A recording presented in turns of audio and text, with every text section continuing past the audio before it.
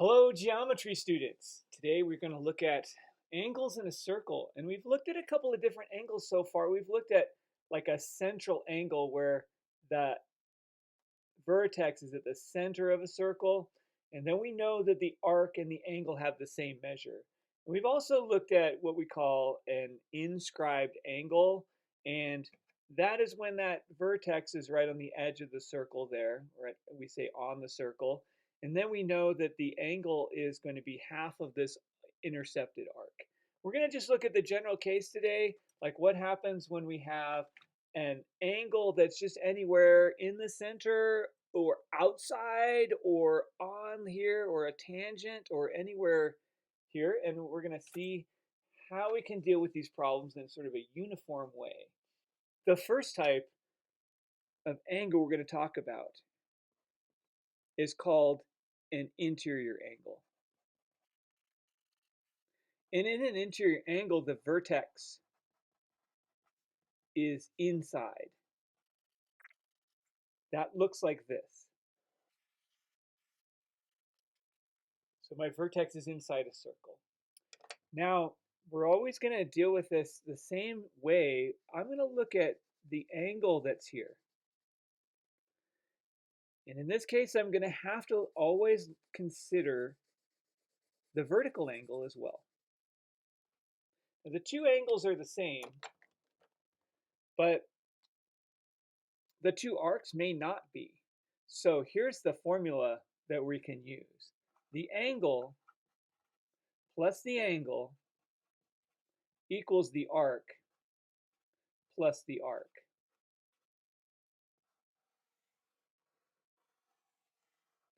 So if I add this angle plus that angle, I get this arc plus that arc. Let me just highlight that. This is the angle. There's the vertical angle. The intercepted arc, the one in yellow, is here and here.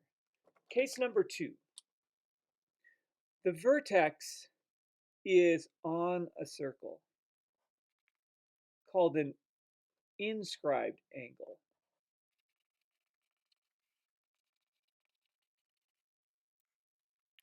And that looks like this.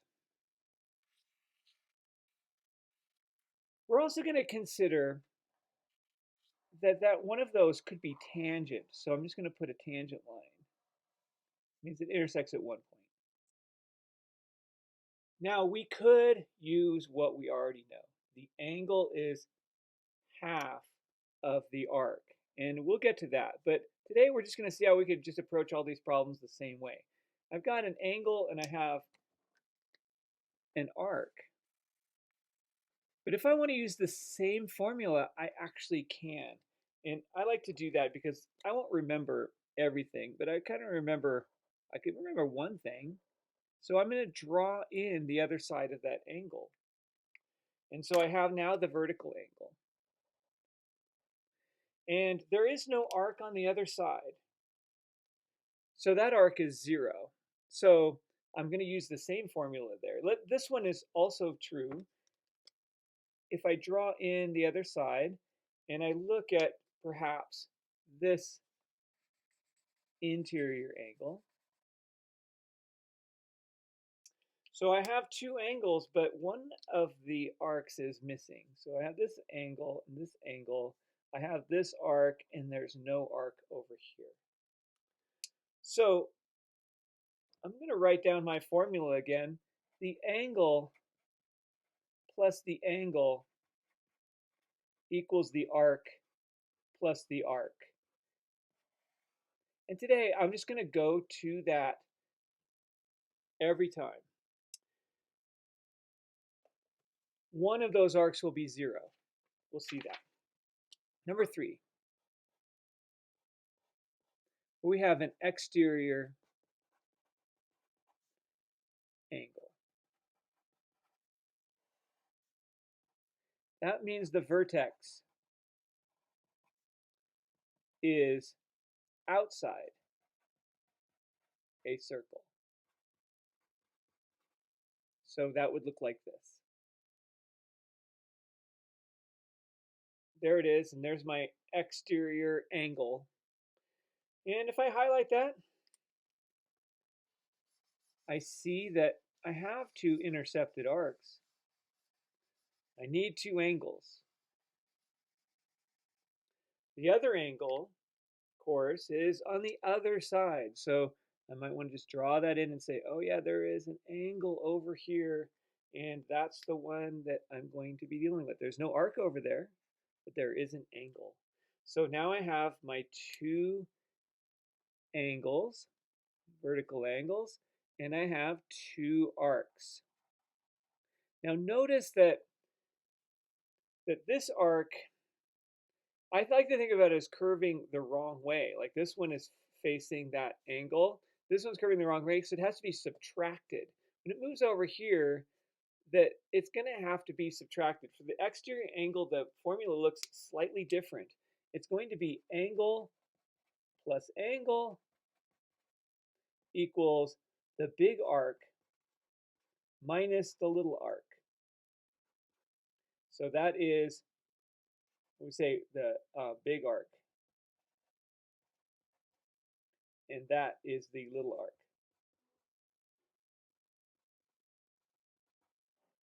Let's look at some examples. In the first case, where we have interior angles, we're going to just use our formula. Now, every time I do this, I just want to make sure that the angles and the arcs are all found here inside these vertical angles.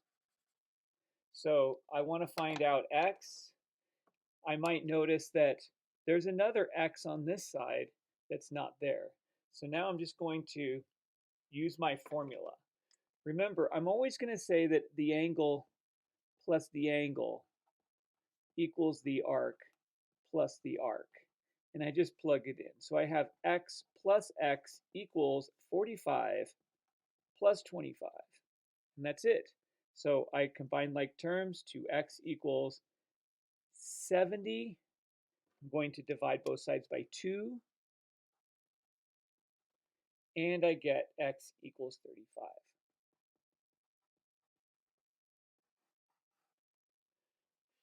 For the next one, I want to look at what angle I'm talking about. I'm going to use this 80-degree angle that intercepts this arc with the x on it. And this angle right here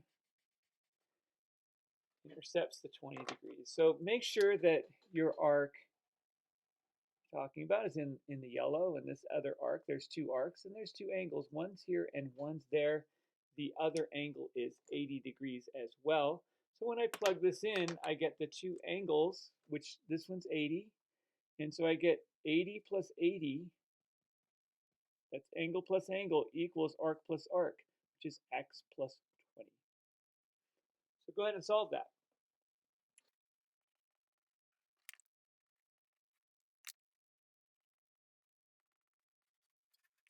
The next one we're going to look at is inscribed angles. Okay, inscribed angles.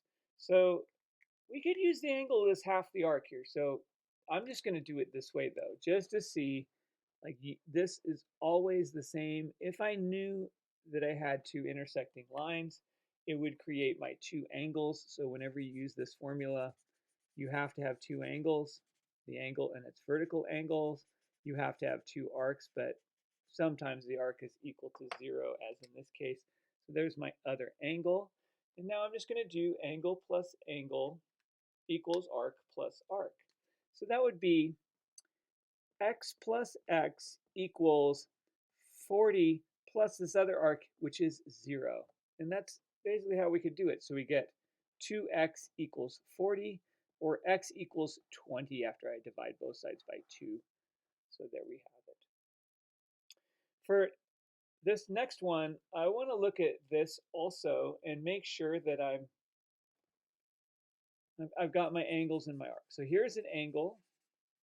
Now I need the vertical angle. Does that intercept an arc? It doesn't look like it. It looks like it's way over here. There's no arc. So this arc is 0 on this side. But I do have the one arc. That's this one. That doesn't happen to be x, but I can use this one to find x. So first of all, I just want to find this angle, this arc. So I'll call it y. So if I want to do this, I have a 60-degree angle here. So the angle plus the angle is 60 plus 60 equals the arc plus the arc, which is y, plus the other arc over here that's 0. And so I solve this. Go ahead and do that. So y equals 120 degrees. But that's actually not my answer. This is 120 degrees. So now I have to find x. How would I do that? Okay, so I have 360 degrees minus 120 degrees is 240 degrees. So I get x equals 240 degrees. That's actually my real answer. I didn't have y originally. Let's look at exterior angles. So I have 3 cases here because these can be really varied. And I have the cases where we have tangents involved, and those we have to do something kind of special for. We have to use other properties of circles. But remember that our formula for the exterior angle is the angle plus the angle equals the big arc minus the small arc. Okay? So we have to subtract off that small arc. So remember, if I just have one angle, I have to put in the vertical angle. So it's here. And if I highlight the interior of this angle, I get the 2 arcs on the one side and the no arcs on the other side. So I still have 2 angles and they're both x. So I have angle plus angle is x plus x. And the big arc, which is always the furthest one away, is 60 degrees. And the small arc is 20, so minus 20. So we just solved this. So x equals 20 degrees. All right, for b, I actually have 2 variables in this one, and sometimes you would just say, well, find x, but you really have to consider the other arc because I have the same formula and I have the same idea here with the interior of the angle, and that intercepts both arcs on one side and no arcs on the other. So if that's 50 degrees, then this one's also 50. So when I do the angle plus the angle, I just get 50 plus 50. When I do the arc minus the arc, the big arc is y and the small arc is x. And that's my equation, although I can't find it because there's 2 variables. But I do know a relationship between x and y, and the only reason I know that is because this is the diameter. That dot in the middle indicates the center of the circle. So I know that this is 180 degrees, and so is this one. So I know that x plus y must equal 180 degrees. Now I can use this to solve for one of those. So I'm just going to do that. So that means that y equals, subtract x from both sides, I get 180 minus x. So that's giving me the other one. Now I'm going to do a substitution. For y, I'm going to put in this expression 180 minus x. Okay, then copy the rest of it down. And I have this. Okay, now I can start to solve. So 50 plus 50 is 100. And this would be 180 minus x is 180 minus 2x.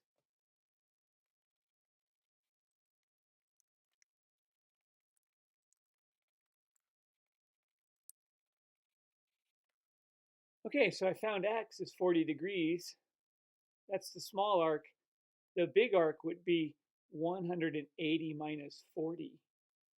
So that gives me y, 140. Those 2 are supplementary. They're going to have to add up to 180 degrees. Okay, the last one.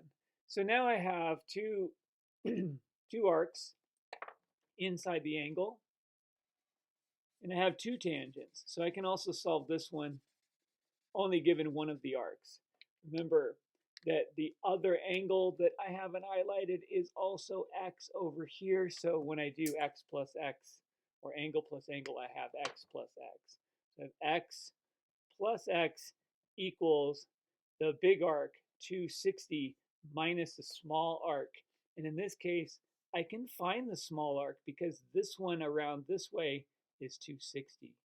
So go ahead and find the small arc.